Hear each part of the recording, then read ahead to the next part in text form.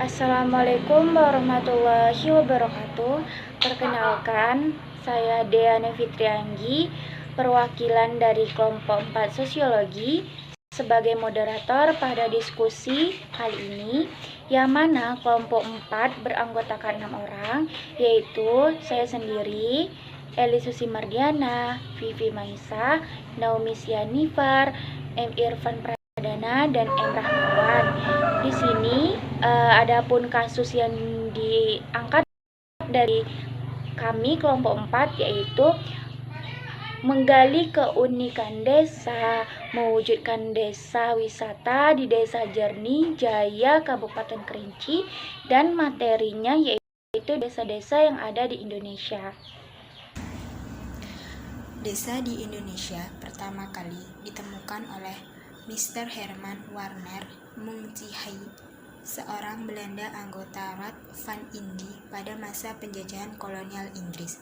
Dalam sebuah laporan pada tanggal 14 Juli 1817 kepada pemerintahannya disebutkan tentang adanya desa di daerah pesisir utara Pulau Jawa. Kata desa sendiri berasal dari bahasa India, yakni Swadesi, yang berarti tempat tinggal, asal negeri, atau tanah leluhur, yang merujuk pada satu kesatuan hidup dengan satu kesatuan norma serta memiliki batas yang jelas. Definisi desa sendiri sekarang masih perlu dikaji karena batasnya menjadi perdebatan para ahli. Penduduk merupakan unsur yang penting bagi desa. Desa dibentuk berdasarkan kebutuhan masyarakat di daerah tertentu yang satu dengan daerah lainnya berbeda kulturnya. Unsur-unsur desa. Unsur-unsur desa itu tiga bagian. Yang pertama, desa dilihat dari sudut pandang ekonomi. Ditinjau dari sudut pandang ekonomi, desa itu berfungsi sebagai lumbung bahan mentah dan tenaga kerja. Yang mana contohnya itu di desa Jawa, banyak sekali sebagian desa yang menunjukkan perkembangan baru, yaitu timbulnya industri kecil di daerah pedesaan. Yang kedua, desa dilihat dari sudut pandang sosiologi. Desa digambarkan sebagai suatu bentuk kesatuan masyarakat, komunitas penduduk yang bertempat tinggal dalam di mana mereka saling mengenal yang namanya corak kehidupan mereka. Nah, corak kehidupan itu relatif homogen serta banyak bergantung kepada alam. Mereka juga mempunyai sifat yang sederhana dengan ikatan sosial, adat, dan tradisi yang kuat. Dari sudut pandang ini, desa mempunyai makna bahwa ada yang positif dan negatif. Makna positif yang melekat di desa seperti kebersamaan dan kejujuran, sedangkan makna negatifnya itu seperti kebodohan dan juga kelatar belakangan. Selanjutnya ada desa dilihat dari sudut pandang politik dan administrasi pemerintah. Pandangan ini lebih menekankan kepada tata aturan yang menjadi dasar dalam kehidupan masyarakat. Adanya wewenang ataupun kekuasaan untuk menjalankan pemerintah desa. Pengertian ini menekankan adanya otonomi untuk membangun tata kehidupan desa bagi kepentingan kependudukan.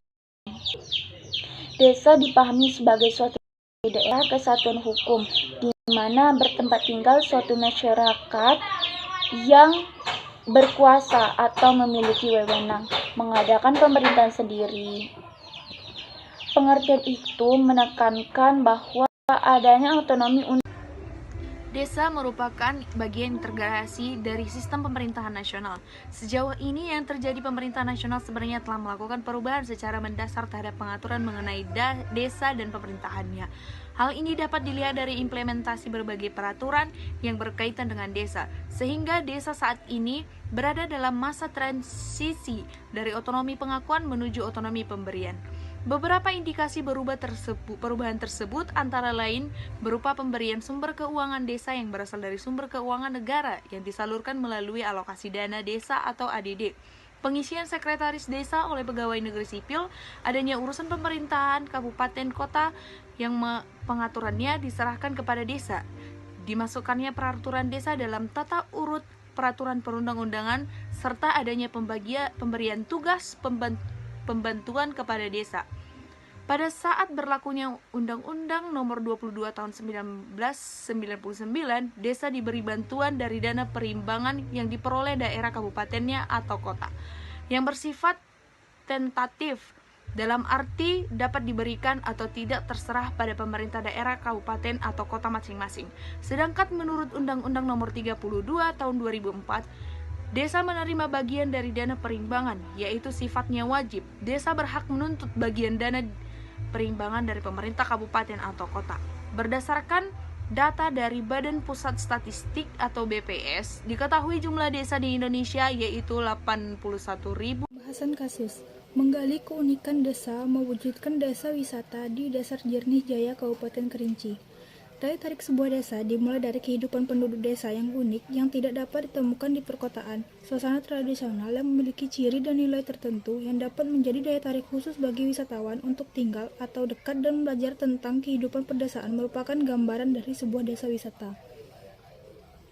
Daya tarik wisata di suatu desa dapat meliputi keseluruhan kehidupan penduduk desa beserta kondisi fisik lokasi desa yang memungkinkan para wisatawan dapat berpartisipasi aktif dalam menjalankan aktivitas-aktivitas seperti penduduk desa. Hampir seluruh desa di Kabupaten Kerinci memiliki sumber daya yang potensial untuk dikembangkan sebagai desa wisata karena memiliki pesona alam yang indah dan ada istiadat yang kental sehingga memiliki keunikan sebagai desa wisata. Salah satu desa yang memiliki keunikan sebagai desa wisata adalah Desa Jernih Jaya yang berada di Kabupaten Gunung Tujuh. Desa Jernih Jaya sebagai desa wisata memiliki keunikan yang beraneka ragam, baik dilihat dari kekayaan alam, budaya, dan hasil produksi yang menjadi sasaran kunjungan para wisatawan. Keunikan desa secara konkret dapat digunakan dalam mempromosikan desa menjadi desa wisata. Untuk menggali keunikan desa dapat dilihat dari sejarah yang mendukung berdirinya desa dengan nilai-nilai adat serta budaya yang ada di Desa Jernih Jaya. Desa Jernih Jaya masih dalam tahap proses awal terwujudnya desa wisata, sehingga sejarah desa yang seharusnya dapat dijadikan sumber menggali keunikan desa belum pernah dideskripsikan secara konkret. Sehingga sarana promosi Desa Jernih Jaya sebagai desa wisata juga masih sangat terbatas. Wisata agrokopi. Perkebunan kopi di Desa Jernih Jaya dikelola dengan sangat baik, sehingga menghasilkan kopi berkualitas ekspor yang mempunyai nilai tinggi. Jenis kopi Desa Jernih Jaya adalah kopi Arabica. Kopi Arabica Kerinci biasanya dibina melalui Koperasi Korentil Barokah yang didirikan pada tahun 2017. Koperasi Korentil Barokah meranggotakan 320 petani yang tersebar di Kecamatan Gunung Tujuh, Kayuaro, dan Kayuaro Barat dengan luas lahan sekitar 140 hektar. Berdasarkan hasil wawancara dengan Bapak Triyono sebagai manajer kopi Koryanti, Barokah menyebutkan agar kopi Koryanti menjadi kopi kualitas ekspor, maka kualitas kopi harus selalu dijaga.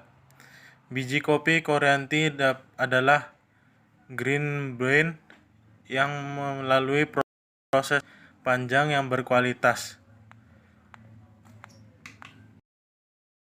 Koryanti Barokah yang diekspor ke luar negeri masuk kategori specialty.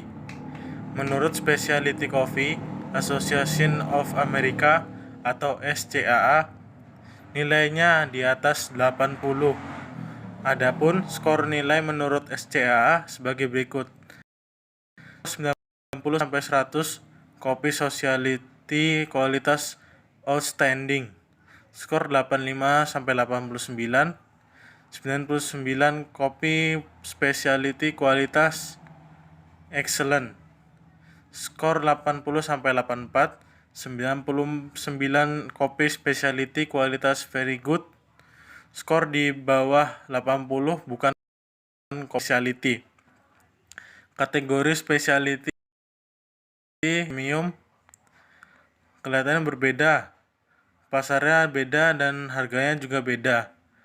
Tapi kategori specialty diekspor ke luar negeri dan kopi kategori premium dijual di dalam negeri. Ada juga kopi kategori Wisata kebun kentang dan bawang merah. Hasil perkebunan yang menjadi daya tarik Desa Jernih Jaya selain hasil perkebunan kopi yaitu hasil perkebunan kentang dan bawang merah. Panorama yang indah dan sangat alami menjadikan perkebunan kentang dan bawang merah dapat menjadi keunikan desa dan menjadikannya desa wisata. Sambil berwisata dan mengabadikannya dengan berfoto, para wisatawan juga dapat membeli hasil perkebunan kentang dan bawang merah langsung ke para petani. Homestay Desa Jernih Jaya. Panorama alam yang indah, budaya yang masih sangat kental, hasil perkebunan dengan kualitas terbaik sangat menunjang Desa Jernih Jaya menjadi desa wisata.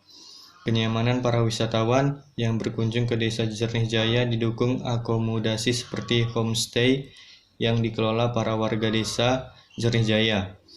Warga Desa Jernih Jaya sudah menyiapkan rumahnya untuk disewakan kepada para wisatawan dengan harga terjangkau dan dilengkapi dengan fasilitas-fasilitas pendukung sehingga para wisatawan merasa seperti tinggal di rumah sendiri.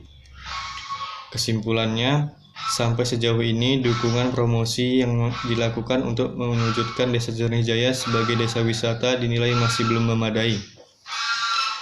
Media sosial yang digunakan BUMDes Desa Jernih Jaya belum cukup, perlu didukung kemampuan atau kapasitas kelembagaan dalam mengelola potensi-potensi pariwisata di Desa Jernih Jaya, meliputi kapasitas organisasi yang mendukung pariwisata dan kapasitas individu yaitu masyarakat desa sendiri yang menyokong secara langsung pengembangan desa wisata. Desa Jernih Jaya juga masih minim, belum tersedia papan nama atau baliho, juga papan penunjuk arah lokasi wisata, rawa bento, maupun fasilitas umum lainnya. Pada dermaga rawa bento belum tersedia tempat parkir, musola, dan toilet dan kantin. Dan juga penjualan souvenir atau cindramata. Itulah yang dapat kami sampaikan. Mohon maaf jika ada kekurangan dalam penyampaian materi kami, dan semoga apa yang kami sampaikan itu bermanfaat dan berguna untuk kita semua. Terima kasih yang telah menyaksikan video presentasi dari kelompok 4, dan saya akhiri. Wassalamualaikum warahmatullahi wabarakatuh.